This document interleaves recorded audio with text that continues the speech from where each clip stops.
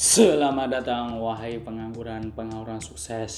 Selamat datang wahai pengangguran sukses. Selamat datang wahai pengangguran sukses. Kembali lagi di channel YouTube Sobat Nganggur. Di konten kali ini saya akan membacakan 10 informasi yang ada di timeline Instagram saya. Untuk kalian yang suka dengan informasi, patut menonton konten ini sampai selesai karena informasinya bermanfaat. Dan juga pesan saya, jika kalian suka nanti dengan konten-konten ini, silahkan langsung komen di kolom komentar. Tidak usah lama-lama, langsung saja kita ke videonya. Berita pertama dari Arena Fakta. Inilah alasan mengapa kalian tidak perlu menghujamkan wajah teman atau keluarga kalian ke arah kue ulang tahun. Selain kue yang hancur dan tidak bisa dimakan, kita juga tidak tahu apa yang ada di dalam kue tersebut. Lihatlah kawanku, dari kue ulang tahun yang ada tusuk giginya masuk ke dalam mata. Apakah kalian masih ingin melakukan kejadian ini? Informasi yang kedua dari anugrahpratama.com. Cara benar membuat kolom TTD. Masih miri-miri nggak simetris?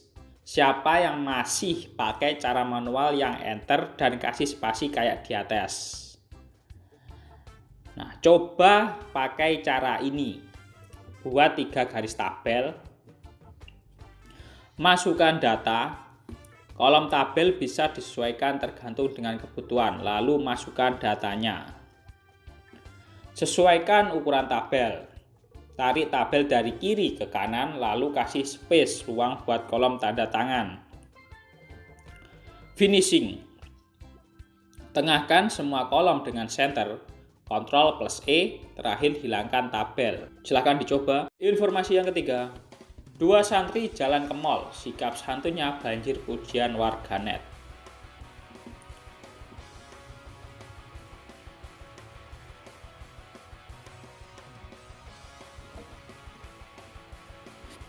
Ini patut ditiru untuk kalian generasi muda agar tetap beradab kepada orang yang lebih tua.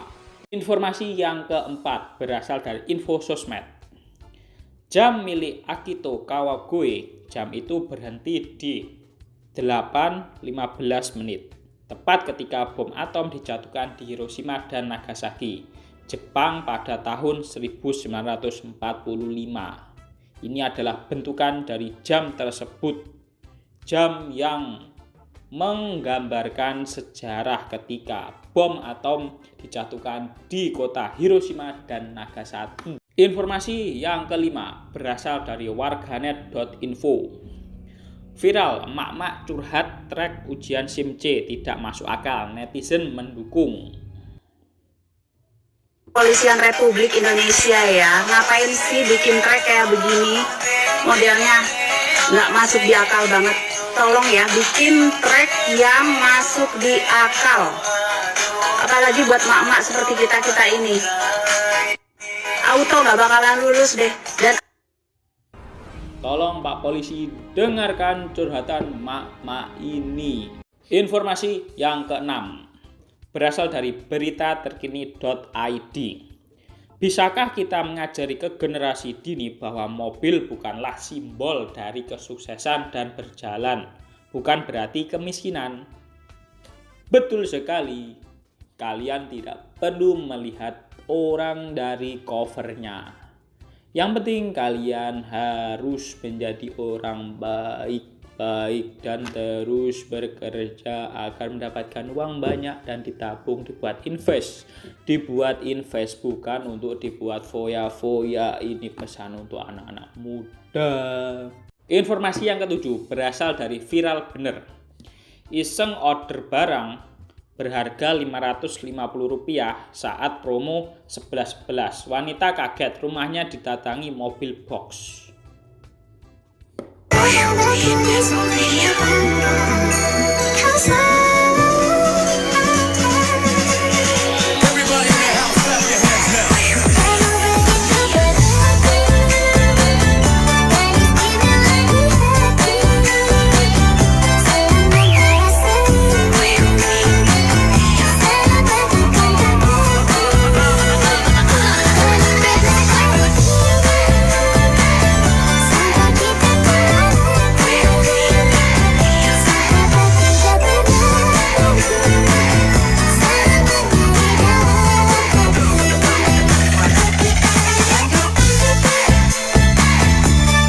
Jadi jika ada kesempatan diskon di online shop atau marketplace, jangan sia-siakan kesempatan. Barangkali itu bisa menjadi bisnismu.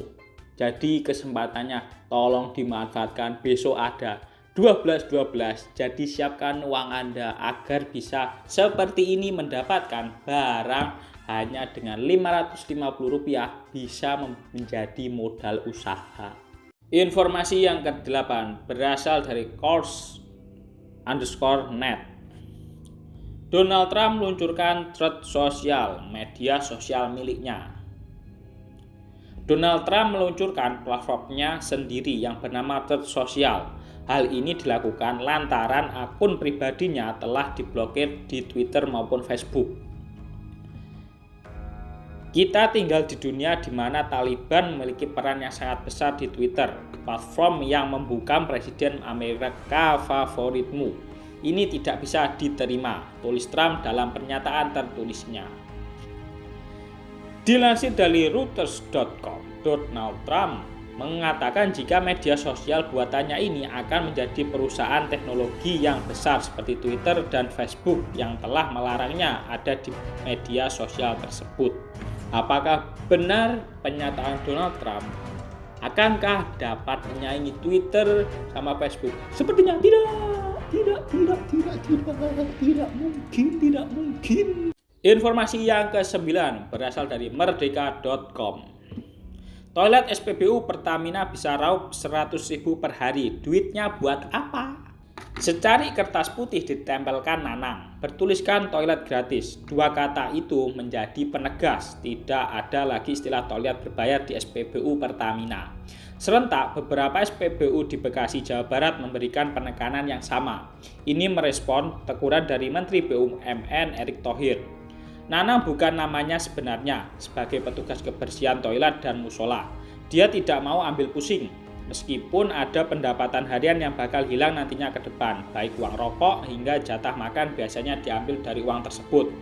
Dalam satu hari, hasil pendapatan dari fasilitas umum tersebut bisa mencapai 100.000 lebih. Jika diasumsikan dalam satu bulan sekitar 3 juta. Besar sekali. Uang tersebut dikelola secara pribadi dan transparan. Diketahui penanggung jawab SPBU tempatnya bekerja.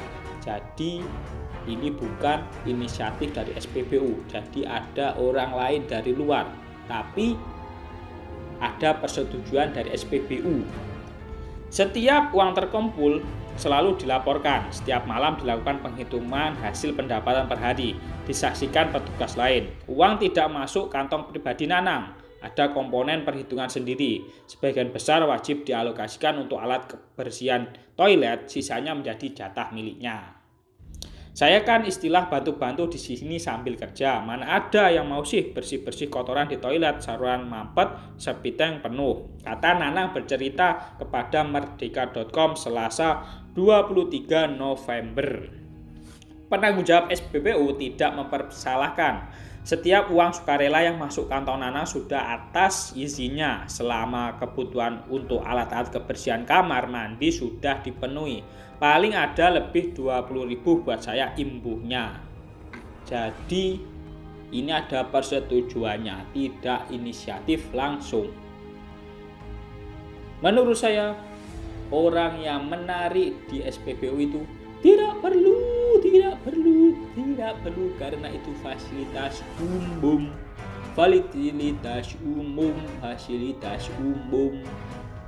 Jika mau mencari lowongan kerja, cari sendiri. Saya juga tidak tahu.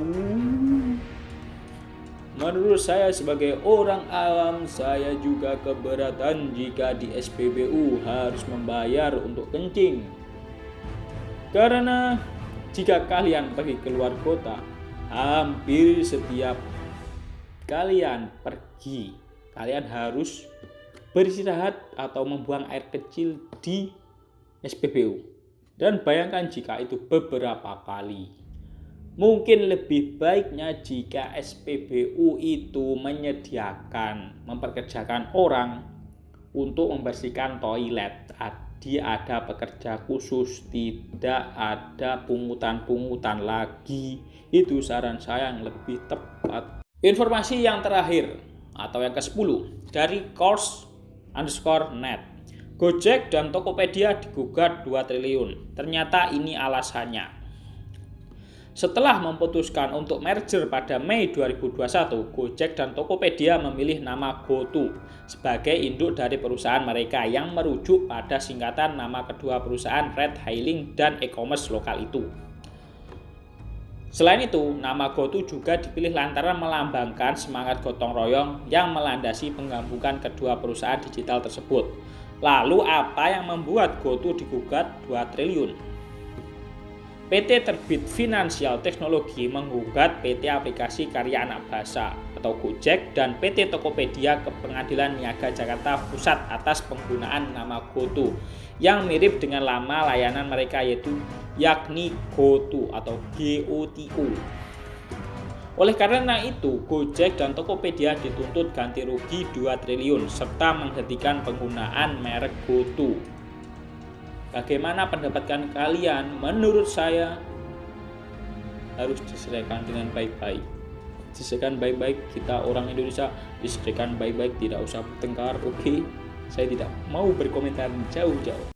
Sekian, terima kasih dari informasi 10 yang sampaikan di konten kali ini. Jika bermanfaat, silahkan tekan tombol like dan juga follow Instagram saya @anggideu1998.